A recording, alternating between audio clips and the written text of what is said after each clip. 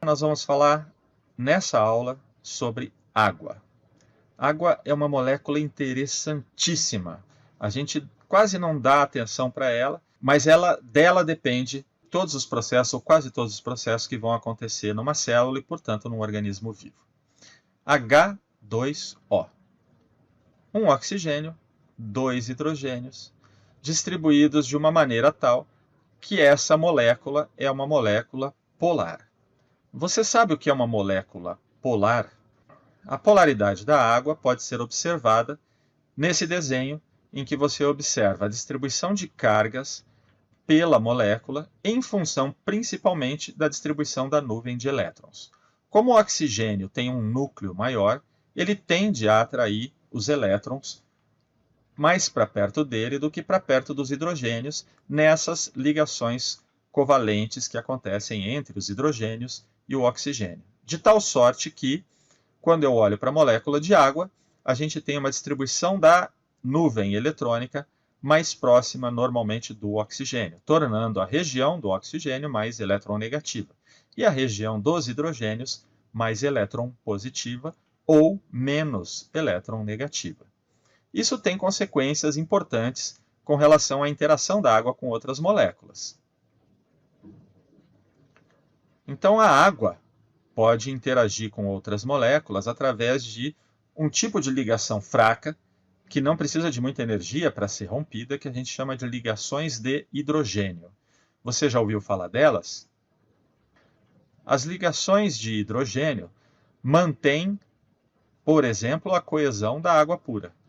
A água pura no estado líquido, na temperatura ambiente, ela se mantém fundamentalmente por interações entre moléculas de água através de ligações de hidrogênio.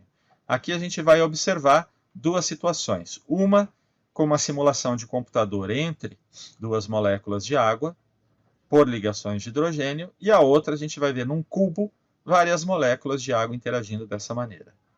Então vejam aqui que a gente tem duas moléculas de água próximas uma da outra através de interações de ligações de hidrogênio. Note que a distância entre as duas moléculas é um pouco superior à distância entre cada elemento químico da molécula.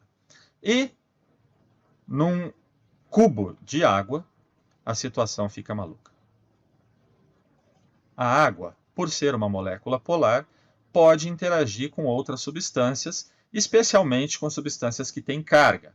Substâncias de carga positiva vão ser revestidas por moléculas de água na sua superfície em função das interações de polaridade que a água exerce com elas. O mesmo vale para substâncias que possam possuir carga negativa. A gente chama isso de água adsorvida à superfície da molécula. Então, se eu pensar, por exemplo, num sódio, o íon sódio, ele vai ter moléculas de água dissolvidas em sua superfície. Isso quando a gente fala de um ambiente aquoso, que é o caso da célula, 70% de água.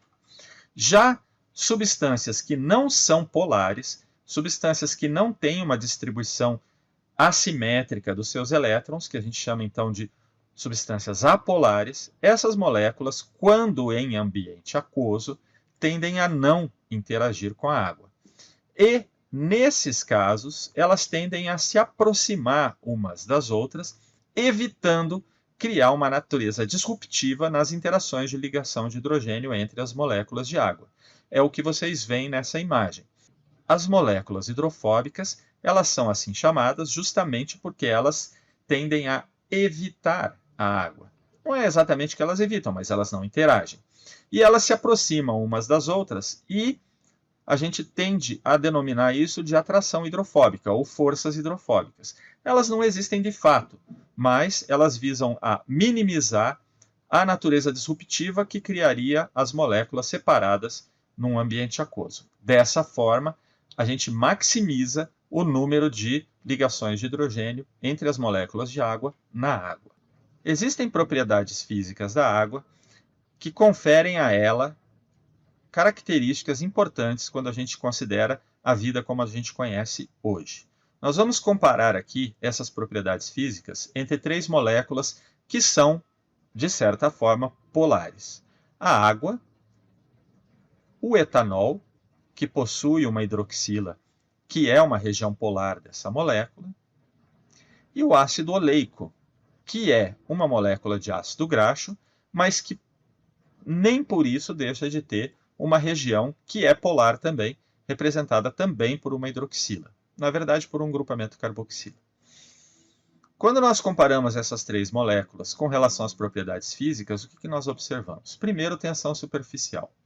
A tensão superficial é aquela que permite, por exemplo, que colunas d'água levem água da raiz até a folha de uma araucária, que é bastante alta, mas que mantém, por conta da tensão superficial, a água chegando até as suas folhas. Nesse exemplo, vocês estão vendo uma colherinha de metal colocada na superfície da água, ou na superfície do etanol, ou na superfície do ácido oleico, e o comportamento dessa colherinha. Etanol e ácido oleico não criam tensão superficial como cria a água. A aderência é outra propriedade interessante dessa moléculazinha pequena que é a água e que permite a ela formar muitas ligações fortes, que não são propriamente fortes, mas são ligações de aderência a outras moléculas, sejam elas orgânicas ou não. Nesse exemplo, vocês estão vendo um pote contendo água, outro etanol e outro o ácido oleico, e nós colocamos um papel de celulose com a ponta mergulhada nesses recipientes. Notem que, no caso da água, ela sobe, ela se adere muito mais ao papel de celulose do que os outros dois componentes. Agora notem a densidade. Água no estado sólido é menos densa do que álcool ou ácido oleico no estado sólido. Olhem que curioso isso em termos da vida como a gente conhece. Lagos, rios que congelam nos países onde isso acontece por causa do frio intenso ou em regiões montanhosas, ainda permitem que exista vida sob o gelo, uma vez que, congelada a superfície de um lago, a temperatura nas regiões mais profundas se mantém razoável e a água se mantém, portanto, no estado líquido, permitindo, assim, vida continuar nessas situações. A solubilidade. A água, como ela é uma molécula pequena, ela é um solvente bastante poderoso. Quando a gente tenta dissolver açúcar em água, em etanol ou em ácido oleico, nós vamos perceber que a solubilidade do açúcar na água é muito maior, muito superior que nos outros dois casos. Isso significa que a maioria das reações celulares vai acontecer de forma muito eficiente num ambiente aquoso. E, finalmente, o calor específico. Quando eu aqueço água, etanol e ácido oleico, a variação de temperatura é muito menor quando a gente está falando de água. Porque a água tem um calor específico mais alto. Isso significa manutenção da homeostase em condições adversas. Grandes variações de temperatura para um organismo que é 70% água representam uma variação de temperatura muito menor dentro do organismo. Se no lugar da água esse organismo tivesse 70% de álcool, às vezes a gente até tenta fazer isso, a gente teria umas variações térmicas muito maiores do que compostos por 70% água. Então a água tem propriedades físicas que são absolutamente compatíveis com a vida como a gente conhece hoje. Por a água ser tão importante, é importante a gente cuidar dela. Nós estamos no ano de 2020 vivendo na região sul do país uma forte crise hídrica. A gente está com problema de chuvas, essa crise hídrica já atingiu a região sudeste do Brasil em outros anos, e, portanto, a gente tem que saber como e quando consumir de forma sustentável a água. Os humanos são grandes consumidores de água. Notem aqui situações em que você estará consumindo água e às vezes sem perceber. No banho eu acho que é mais óbvio, mas na descarga, para lavar as mãos, para escovar os dentes, você gasta bastante água.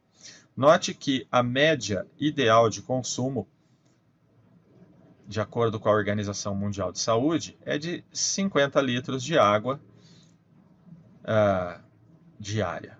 Existem alguns países onde o consumo de água é muito maior do que a média da Organização Mundial da Saúde. Mesmo nós, os brasileiros, ainda consumimos mais do que seria razoável. Compare com um africano de um país de uma região subsaariana. E a água não é consumida apenas pelos humanos diretamente. Existem outras formas da gente consumir água. Por exemplo, para produzir cerveja, 1 litro de cerveja, são gastos 5,5 litros de água. Para produzir 1 quilo de manteiga, a gente gasta 18.000 litros de água. Para produzir carne de boi, 1 quilo consome 17.100 litros de água. Você já pensou nisso? É bom a gente ficar atento para saber sobre essas questões, porque a água potável é uma coisa que está se tornando rara. Mais curioso que isso tudo foi quando, em março de 2018, o governo de São Paulo, em meio à crise hídrica, resolveu punir cidadãos se eles economizassem água. Você quer saber por quê? Leia essa notícia, veja que interessante. Para terminar a ideia de água, eu quero discutir rapidamente com vocês 2 conceitos. O conceito de ácidos e bases e o conceito de pH.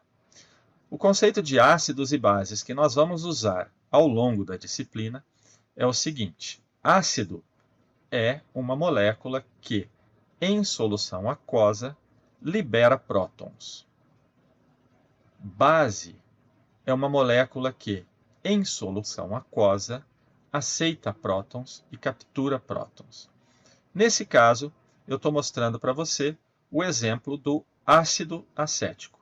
O ácido acético, quando em solução aquosa, tende a liberar o próton da carboxila de tal sorte que ele fique carregado negativamente. Então, uma molécula carregada negativamente em solução aquosa, porque cedeu um próton para a solução, é chamada de um ácido. Ácido desoxirribonucleico, DNA. Por que ele tem esse nome? A água, ela mesma, pura, tem o próton eventualmente, por conta das ligações de hidrogênio e da bagunça que é uma molécula de água batendo na outra, um hidrogênio de uma água pode se deslocar para outra molécula de água, formando ao mesmo tempo um íon hidrônio e um íon hidroxila. Nós simplificamos isso, a ideia do íon hidrônio e da hidroxila, nós simplificamos com a ideia de um próton sobrando em solução, que simplifica o íon hidrônio, e o íon hidroxila. Então a gente tem H+, mais OH-, ou água. Água pura se dissocia constantemente em íon hidrônio e íon hidroxila. Nós tendemos a simplificar a ideia do íon hidrônio por um próton, um H+. Esse próton livre em solução, quando a gente fala de água pura, está na concentração de 10 a menos 7 molar. O conceito de pH, que nós criamos para simplificar a ideia da concentração de prótons em uma solução, é que o pH é igual a menos o logaritmo negativo da concentração de prótons na água. 10 a menos 7 molar de prótons significa que o pH da água pura é 7. Se eu acrescento uma molécula ácida à água pura, como o ácido acético, o que vai acontecer é que, além da água estar liberando os prótons na solução, o ácido acético também libera prótons na solução. Como consequência disso, a concentração de prótons aumenta em solução. De 10 a menos 7, ela vai para 10 a menos 6, 10 a menos 5, dependendo da concentração de ácido acético em solução. Isso significa que o pH diminui de 7 para 6 para 5, que a gente chama de pH ácido. Com a base é a mesma coisa. Uma molécula que remove prótons da solução faz com que a concentração desses prótons diminua na água.